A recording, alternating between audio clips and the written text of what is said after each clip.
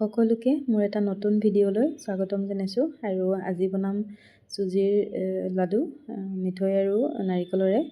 তেন্তে আহক, এই নাৰিকলটো কাটি এৰুৱাই লৈছোঁ আৰু এৰুৱাই বাকলিটো গুচাই লৈছোঁ, যিহেতু মিক্সাৰত দিম।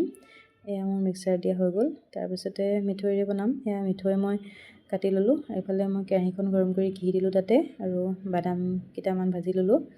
আৰু এয়া বাদাম ভজা হৈ গ'ল মোৰ। তাৰপিছতে সেই যিখিনি ঘি আছিলে তাতে চুজি 2 কাপ দিলোঁ, আৰু এইখিনি ভাজিও হৈছে, চুজিখিনি ভাজি হৈ গ'ল, অলপ ভাজি হৈ গ'ল।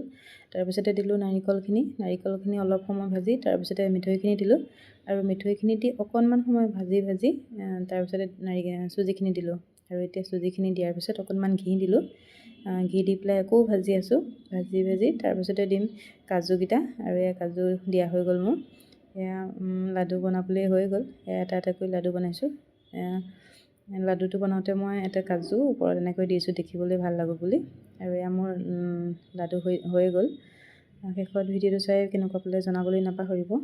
ভাল পালে লাইক, কমেণ্ট, শ্বেয়াৰ কৰিব। আৰু সকলোৱে জানে চুজি লাডু বনাবলৈ, তথাপিতো মই যেনেকৈ বনাইছোঁ সেই তেনেকৈ শ্বেয়াৰ কৰিছোঁ। আৰু যদি মোৰ ইউটিউব চেনেলটো ছাবস্ক্ৰাইব কৰা নাই, ছাবস্ক্ৰাইব কৰি দিব। আৰু যদি পেজখন ফ'ল' কৰা নাই, ফ'ল' কৰি দিব। শেষত চোৱাৰ বাবে ধন্যবাদ জনাইছোঁ।